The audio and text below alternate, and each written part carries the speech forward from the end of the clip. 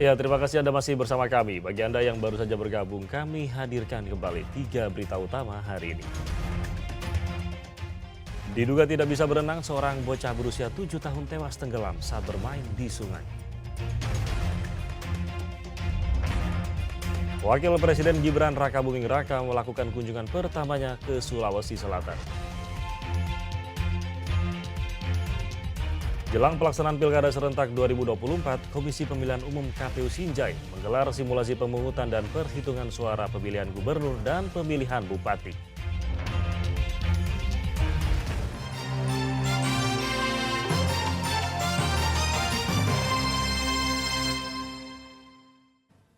Ya, gara-gara ingin mendapatkan harta warisan, seorang dosen di Kabupaten Bantaeng nekat memalsukan surat kematian sekretaris desa.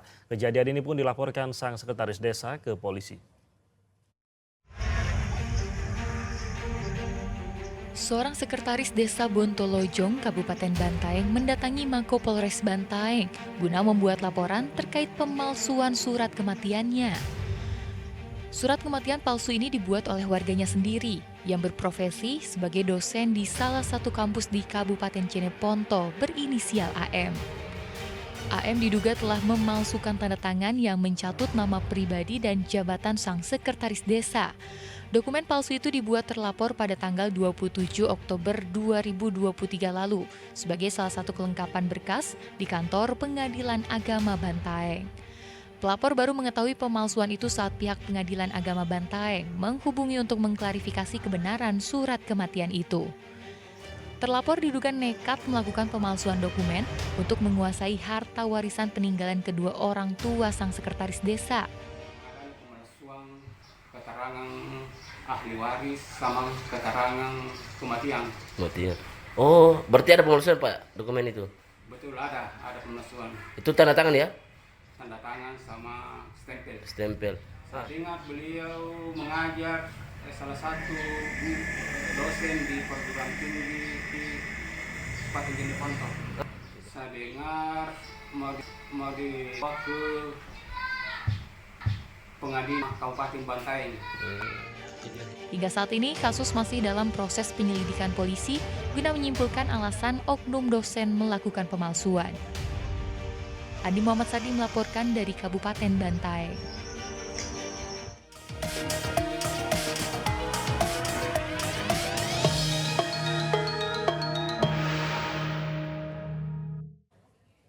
Ya, Komisi Pemilihan Umum KPU Sinjai menggelar simulasi pemungutan dan perhitungan suara pemilihan gubernur dan pemilihan bupati tahun 2024.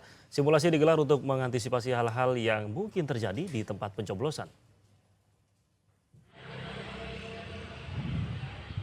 Semakin dekat dengan pelaksanaan Pilkada Serentak 2024, KPU Sinjai menggelar simulasi pemungutan dan perhitungan suara, pemilihan gubernur dan wakil gubernur, serta pemilihan bupati dan wakil bupati tahun 2024. Simulasi digelar di halaman kantor KPU Sinjai di Jalan Bayangkara, Kelurahan Bongki, Kecamatan Sinjai Utara, Sabtu siang lalu. Simulasi pemungutan dan perhitungan suara digelar untuk mengantisipasi hal-hal yang mungkin terjadi selama proses pencoblosan. Simulasi ini melibatkan sebanyak 588 masyarakat sekitar serta penyelenggara di tingkat PPK dan PPS. Simulasi pemungutan dan perhitungan suara juga bertujuan untuk memberikan pemahaman kepada semua pihak agar semakin siap dalam menghadapi Pilkada Serentak yang akan digelar 27 November mendatang.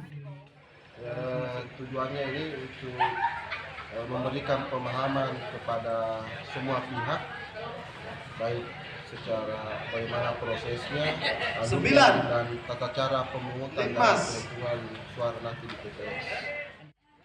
Simulasi ini juga melibatkan pemilih disabilitas agar para penyelenggara di TPS mampu dan sigap melayani para pemilih disabilitas saat memberikan hak suaranya. Andi Muhammad Sardi melaporkan dari Kabupaten Sinjai. Ya, jelang pelaksanaan Pilkada Serentak 2024, fenomena kotak kosong jadi suatu polemik di masyarakat. Beberapa daerah hanya memiliki satu pasangan calon dalam Pilkada mendatang. Nah, pertanyaannya, boleh nggak sih masyarakat memilih kotak kosong dan bagaimana mekanisme perhitungan suara melawan kotak kosong? Kami merangkumnya untuk Anda.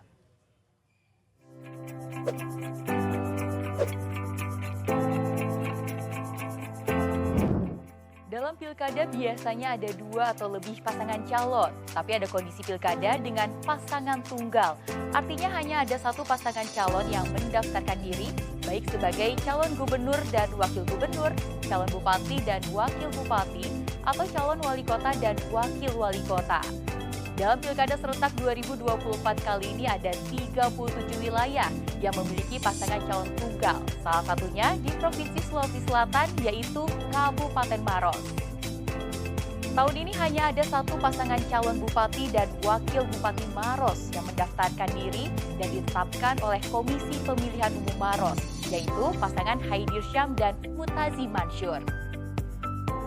Pasangan ini diusung 9 parpol, masing-masing partai yaitu Partai Nasdem, Partai Hati Nurani Rakyat, Partai Keadilan Sejahtera, Partai Amanat Nasional, Partai Kebangkitan Bangsa, Partai Golongan Karya, Partai Gerakan Indonesia Raya, Partai Demokrat, dan Partai Bulan Bintang. Dengan penetapan ini, maka pasangan Haidir Syam dan Mutazi Mansur akan melawan kota kosong pada Pilkada Serentak 27 November mendatang. Memilih kota kosong berbeda dengan golput. Ketika memilih kota kosong, surat suaranya akan tetap dihitung sebagai surat suara yang sah. Paslon dinyatakan menang apabila memperoleh lebih dari 50% suara sah. Sebaliknya, paslon dinyatakan kalah jika kota kosong meraih suara lebih dari 50%. Lalu kenapa sih kota kosong ini jadi polemik? Ini kata pengamat politik Henry Satrio. Iya, karena begini, dampaknya itu kalau dari kota kosong, kemudian kan akan ada pilkada ulang. Kalau yang menang kota kosong, ya, maka yang memimpin daerah itu adalah orang yang dipilih oleh pemerintah pusat untuk memimpin daerah itu. Dan bisa saja yang dipilih adalah calon yang tadi dikalahkan oleh kota kosong. Memang tidak ideal ya kota kosong itu, karena dia memberikan ruang bagi masyarakat untuk tidak memilih. Yang paling ideal adalah bila calon-calonnya sesuai dengan yang masyarakat mau. Apakah fenomena kota kosong ini dianggap demokrasinya mundur? Bisa iya, bisa tidak. Tapi yang jelas memang bila 1 calon saja dan hanya kota kosong, ini memang seperti kekurangan pemimpin di daerah tersebut, gitu ya.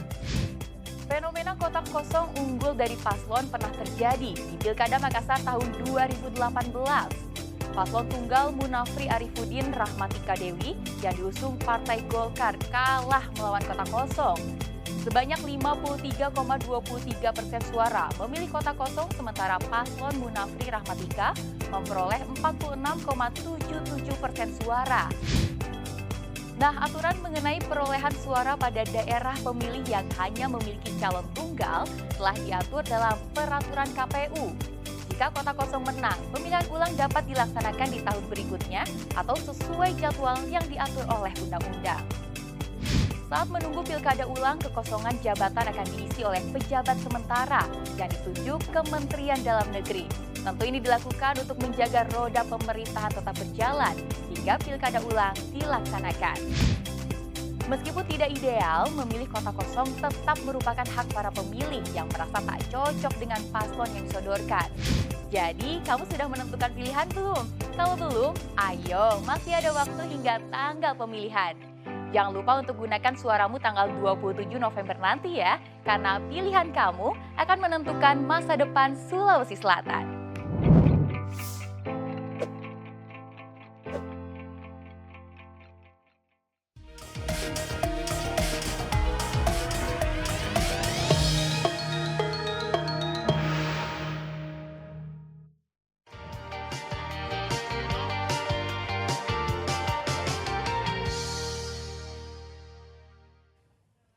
Ya, dan informasi tadi mengakhiri jumpa kita. Atas nama rekan yang bertugas, saya Rama Ditya Domas mengucapkan terima kasih atas kebersamaan Anda. Selamat beraktivitas dan sampai jumpa.